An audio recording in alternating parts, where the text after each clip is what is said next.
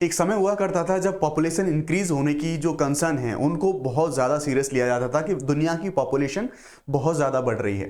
लेकिन अब अभी आप दुनिया के अलग अलग क्षेत्रों में देखेंगे, जैसे आप चाहे यूरोप की बात कर लें, आप चाहे एशिया में इंडिया की बात करें, आप चाइना की बात करें, जापान की बात करें, अभी यहां पर पॉपुलेशन को लेके अलग जो परिप्रेक्ष्य में कुछ चिंताएं हैं वो आपको देखने को मिल रही हैं।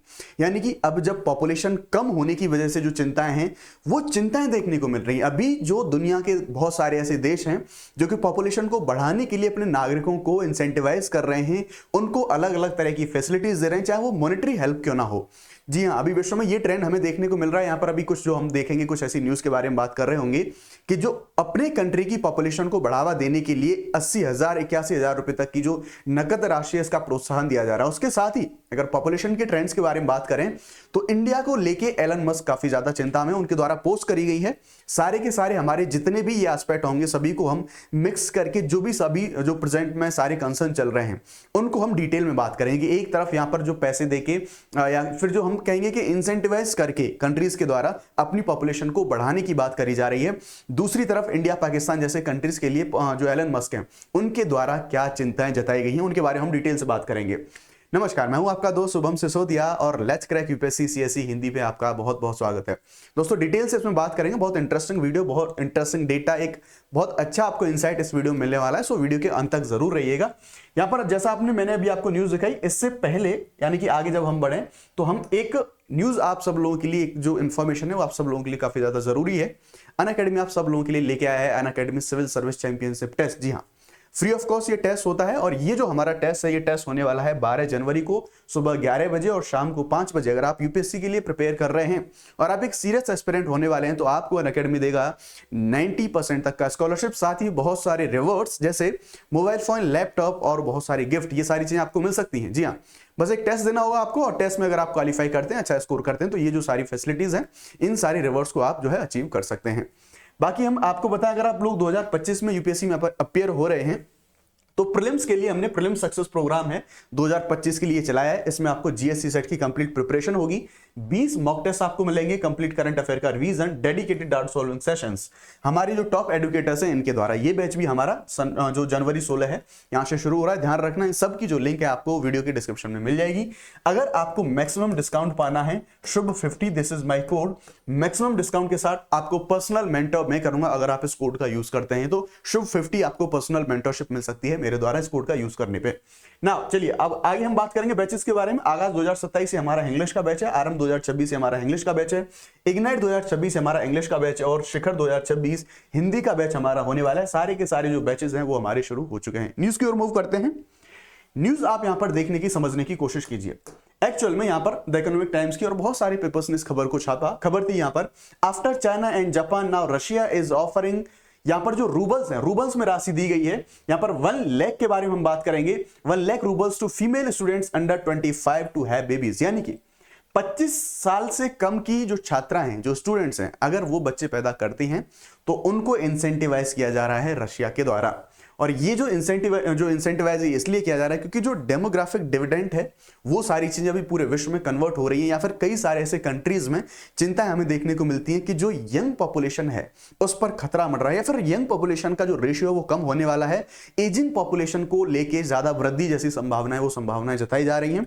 थोड़ा सा इस न्यूज को पहले हम डिटेल में बात करेंगे, फिर इंडिया के कॉन्टेक्स्ट में क्या इंडिया में ऐसी कंडीशन हो सकती है, क्या अकेला रसिया ऐसा कुछ एफर्ट मारने वाला है, क्या वर्ल्ड के ऐसे और भी कंट्रीज में ऐसी कुछ चिंता हमें देखने को मिल रही है। तो एक ट्रेंड को हम समझने की कोशिश करेंगे। हालांकि आप आर्टिकल में यहां पर ये भी देख सकते हैं कि चाइना और जापान में ये इश्यूज हमें देखने को मिल रहे हैं।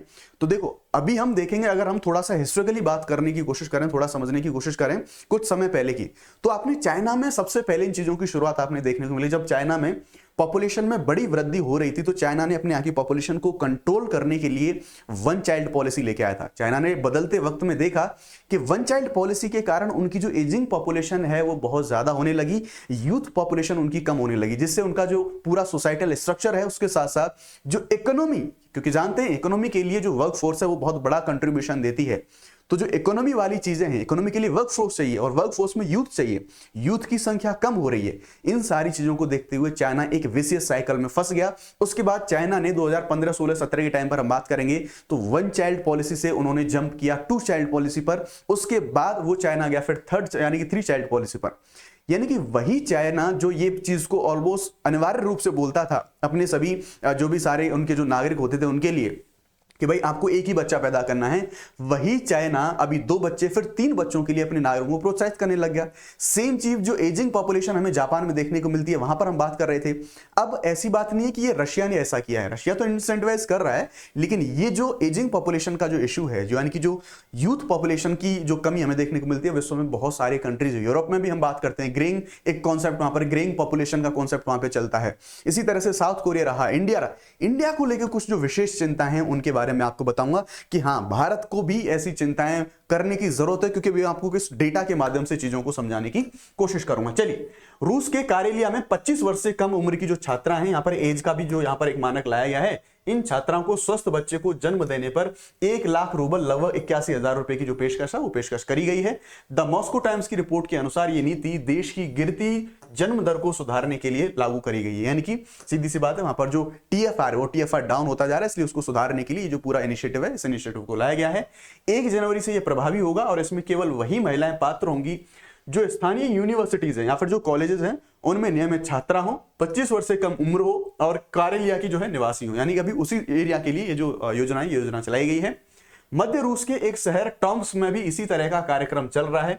कुल मिलाकर रूस में कम से कम 11 क्षेत्रीय सरकारें कथित तौर पर जन्म देने वाली जो महिला छात्र हैं उनको, महिला छात्राओं को वित्तीय प्रोत्साहन ऐसा दे रही है ताकि वहां पर जो यूथ की जनसंख्या को जो कम हो रही है उसको नियंत्रित कराया सके और यूथ की जनसंख्या को बढ़ाया जा सके। ठीक है ना।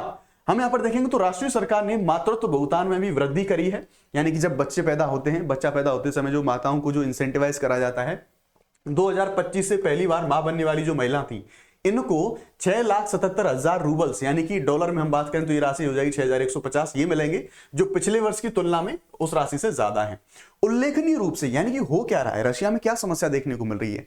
रशिया के साथ साथ मैं आपको इंडिया का भी पर्सपेक्टिव बताऊंगा, उसे भी समझना बहुत जरूरी है, क्योंकि इंडिया में भी चिंता हमें देखने को मिल रही है इस चीज से रिलेटेड।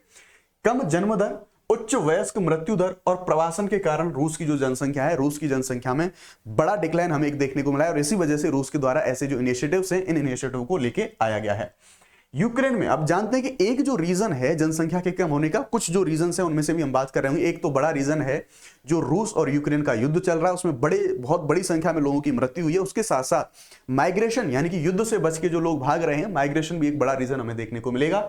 यह स्थिति और ज्यादा खराब हुई है। इसके परिणाम स्वरूप बड़ी संख्या में जो लोग हैं वो हताहत हुए और नागरिकों का बड़े पैमाने पर विदेशों में पलायन भी हमें देखने को मिला है। तो जो यूथ जनसंख्या है रशिया के अंदर वो जो कम हुई है उसके कारणों में ये भी शामिल है। रूसी सरकार नगद प्रोत्साहन और आवास सहायता सहित अलग अलग उपायों के माध्यम से ये जो जन्म दर है, इस जन्म दर को बढ़ाने की कोशिश रूसी सरकार के द्वारा करी जा रही है। तो ये अभी हमें समस्या देखने को मिलती है। अब हम मूव करते हैं इंडिया के कॉन्टेक्स्ट की ओर कि क्या भारत में ऐसी कुछ चिंताएं हमें देखने को मिलेंगी, भारत में क्या क्या ऐसे सारे जो इश्यूज हैं वो हमें देखने को मिल सकते हैं।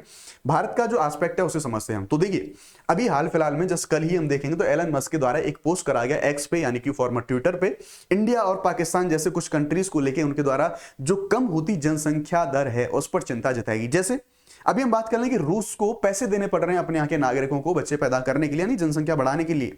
क्या इंडिया के सामने भी ऐसा चैलेंज आ सकता है, इंडिया के सामने भी ऐसी चुनौती आ सकती है? चलिए कुछ डेटा जो कि एलन मस्क के द्वारा शेयर करा गया उसके बारे में बात कर लेते हैं। तो देखो, एलन मस्क ने ये जो पूरा पोस्ट था, इस पूरे पोस्ट को यहां पर शेयर करा। उन्होंने large population decline expected in China and India को यहां पर करा और काफी सारे देशों के बारे में ये जो डेटा है, इस डेटा को बताने की इनके द्वारा यहां पर कोशिश करी गई है। ठीक है, तो यहां पर इनके द्वारा बोला गया कि expected size of the population in the most populous countries on earth, ये इनके द्वारा मिलियंस में बताया गया है। और population collapse is our greatest threat to humanity, यानी कि जनसंख्या का कम होना मानवता के लिए सबसे बड़ा संकट है, सबसे बड़ी चुनौती है। इस चीज को इनके द्वारा यहां पे बोला गया है। भारत की जनसंख्या लगभग 400 मिलियन यानी कि 40 करोड़ कम होके ये 1.1 बिलियन यानी कि 110 करोड़ रह जाएगी। अभी हम बात करते हैं 110 करोड़ ऑलमोस्ट क्रॉस की बात करते हैं। तो एलन मस्क के द्वारा यहां पर चिंता जताई गई कि इतना जो पॉपुलेशन में डिक्रीज है ये हमें देखने को मिल सकता है। चाइना की जनसंख्या में और भी तेज गिरावट होगी, जो 731 मिलियन 73.1 करोड़ कम होकर लगभग 731.9 मिलियन यानी कि 73.19 करोड़ ये रह जाएगी। यानी कि भारत की जो डिक्रीज होती हुई जनसंख्या है, इस जनसंख्या पर थोड़ा ध्यान आकर्षित कराए, थोड़ी चिंता जताई है उनके द्वारा। दरअसल वैश्विक जनसंख्या में गिरावट क्यों हो रही है, क्यों जनसंख्या कम हो रही है? एक टाइम पर हम कह रहे थे भाई पॉपुलेशन में इंक्रीज हो रहा है, पॉपुलेशन में वृद्धि हो रही है, अभी कमी क्यों देखने को मिल रही है, उसके रीजंस क्या हैं? तो कम टीएफआर रेट हमें देखने को मिल रहा है, यानी कि टोटल फर्टिलिटी रेट। ये टीएफआर होता क्या है दोस्त? तो टीएफआर होता है एक महिला के द्वारा उसके पूरे जीवन काल में औसत जन्म दिए गए बच्चों की संख्या, जो जीवित बच्चे होते हैं उसको हम बोलते हैं टीएफआर। तो पूरे विश्व में काफी सारे देशों में प्रति महिला और औसत बच्चों की संख्या 2.1 से कम हो गई है। अब 2.1 अगर यहां पर ये डेटा है तो इसका मतलब ये है कि जो रिप्लेसमेंट रेट हम अगर बोल रहे होते हैं, यानी कि जनसंख्या को स्थिर बनाए रखने के लिए जो टीएफआर होता है वो, यानी कि टीएफआर होना चाहिए 2.1 के बारे में हम बात कर रहे होते हैं। लेकिन जब 2.1 रहेगा तो पूरे विश्व की जो जनसंख्या है वो स्टेबल रहती है, वो स्थिर रहती है। लेकिन कई जगह पर इंडिया में भी हम बात कर रहे होंगे कि ये 2.01 तक ये टीएफआर आ चुका है। इंडिया के बारे में चिंता देखेंगे। उसके साथ प्रवास यानी कि इमिग्रेशन एक बड़ी समस्या देखने को मिलती है। जैसे रशिया के कंटेक्स्ट में हमने बात करी थी कि वहां पर इमिग्रेशन इसलिए देखने को मिल रहा है कि युद्ध चल रहा है तो लोग दूसरे देशों में भाग रहे हैं। अन्य कंट्रीज में बात करें तो ऐसे जो लोग हैं वो अच्छा जीवन जीने के लिए दूसरे देशों में भागते हैं। जैसे आप भारत से देखेंगे तो भारत से बहुत सारे लोग अच्छा नौकरी पाने के लिए, काम करने के लिए विदेशों में जाते हैं। ये चीजें हमें देखने को मिलेंगी। बुजुर्गों की बढ़ती संख्या, यानी कि जब बुजुर्गों की संख्या बहुत ज्यादा बढ़ रही है तो युवा जनसंख्या की तुलना में वृद्ध लोगों की जो तेजी से संख्या है वो तेजी से संख्या में यहां पर बढ़ने को देखने को मिल रही है। चिंताएं क्या है? इंडिया के कंटेक्स्ट में भी बात करें तो ये चिंताएं हैं क्या? तो चिंता जैसे देखिए, मैंने जैसा आपको बताया टीएफआर के बारे में, तो यानी कि टोटल फर्टिलिटी जो रेट है हमारा, इसके बारे में जैसा मैंने आपको बताया कि इसकी जो प्रतिस्थापन दर होती है 2.1 के बारे में अपन बात कर रहे होते हैं, 2.1 2.2 ऐसी चीजें होनी चाहिए। लेकिन अभी अगर हम एनएफ यानी कि नेशनल फैमिली हेल्थ सर्वे, अगर इसके डेटास के बारे में बात करेंगे तो लगभग इंडिया का जो हम टीएफआर की बात करें तो 2.01, ऑलमोस्ट आप इसे 2.0 ही बोलेंगे, तो ये 2.0 हो चुका है। यानी कि 2.1 होना चाहिए था रिप्लेसमेंट रेट के अनुसार जनसंख्या को स्थिर बनाए रखने के लिए, लेकिन अब ये कम हो गया है। यानी कि इसका सीधा सा मतलब ये है कि जो युवा जनसंख्या है, अब युवा जनसंख्या हमारे पास कम होगी और वृद्धों की जो संख्या है, वृद्धों की संख्या में वृद्धि होगी। इससे कुछ इश्यूज क्रिएट होंगे। पहला इश्यू देखो, वृद्धों की संख्या में अगर बहुत ज्यादा वृद्धि होगी तो सीधी सी बात है कि इनके लिए जो सरकार के द्वारा सामाजिक जो सहायता योजना है जो चलाई जाती है उन पर सरकार को, और इनके जो स्वास्थ्य के लिए जो पैसा खर्चा करना पड़ता है वो पैसा सरकार को ज्यादा खर्चा करना पड़ेगा। तो ज्यादातर गवर्नमेंट पॉलिसीज का जो खर्चा जाएगा वो इसमें यहां पर जो खर्चा करना पड़ेगा। दूसरा, किसी देश की इकोनॉमी के लिए आप लोग जानते हैं कि जो युवा होता है, यानी कि जो वर्क फोर्स होता है, जो कार्यबल के बारे में हम बात कर रहे होते हैं, ये कार्यबल, और स्पेशली इंडिया जैसे डेवलपिंग कंट्री के लिए जो कि वर्कफोर्स ड्राइवन होता है, हम जानते हैं कि गहन श्रम की आवश्यकता होती है मैन्युफैक्चरिंग या फिर कोई भी डेवलपिंग कंट्री हो उसके लिए, और जब कार्यबल ही युवा नहीं रहेगा तो डेफिनेटली इंडिया की जो पूरी ओवरऑल पूरा डेवलपमेंट है, पूरी जो ग्रोथ है, ये कहीं ना कहीं नेगेटिवली इंपैक्ट होगी। क्यों? क्योंकि युवा जनसंख्या हमारे पास कम है, काम करने के लिए लोग हमारे पास कम होंगे, तो कहीं ना कहीं ओवरऑल हमारे पूरे कंट्री का जो इकोनॉमिक डेवलपमेंट है वो इंपैक्ट होगा इन सारी चीजों को लेके। तो ये जो चिंता है, ये चिंता यहां पर जताई गई है, ये सारे इश्यूज हैं, ये सारे इश्यूज देखे गए हैं। रशिया ने इन सारी चीजों को शुरू करा है, किस तरह से रशिया इंसेंटिवाइज कर रहा है अपने यहाँ के नागरिकों को ज्यादा बच्चे पैदा करने के लिए। और ये हमने देखा है कि जब ऐसे लॉन्ग टर्म में अगर कोई ऐसी पॉलिसी आती है तो कंट्रीज को इंसेंटिवाइज करने होते हैं। चाइना ने किया, रशिया कर रहा है, बहुत सारे कंट्रीज कर रहे हैं। इंडिया के सामने भी ये चुनौती, बड़ी चुनौती हमें देखने को मिल रही है। आपका इस चीज पर क्या मानना है? क्या इंडिया को ऐसा कोई इनिशिएटिव शुरू करना चाहिए? आप अपना जो रिव्यू है वो कमेंट में दर्ज करा सकते हैं। बाकी अगर आप लोग यूपीएससी सीएससी के लिए प्रिपेयर कर रहे हैं तो आप द हिंदू न्यूज़पेपर एनालिसिस के लिए मुझे सुबह 9 बजे इसी चैनल पर जुड़ सकते हैं। ये मेरा पर्सनल टेलीग्राम होने वाला है। अगर आप लोग मुझसे डायरेक्टली मेंटरशिप चाहते हैं, फ्री ऑफ कॉस्ट सारी चीजें हैं, तो आप डायरेक्टली ये जो चैनल है स्कैन कर सकते हैं, टेलीग्राम पर मुझसे जुड़ सकते हैं। चैनल का नाम है शुभम सिसोदिया अनअकैडमी। आप मुझसे जुड़ सकते हैं, और अगर आप लोग यूपीएससी के लिए प्रिपेयर कर रहे हैं तो डेफिनेटली ये जो सारे इनिशिएटिव है आपको बहुत हेल्प पहुंचाएंगे। होपफुली वीडियो आपको अच्छा लगा होगा।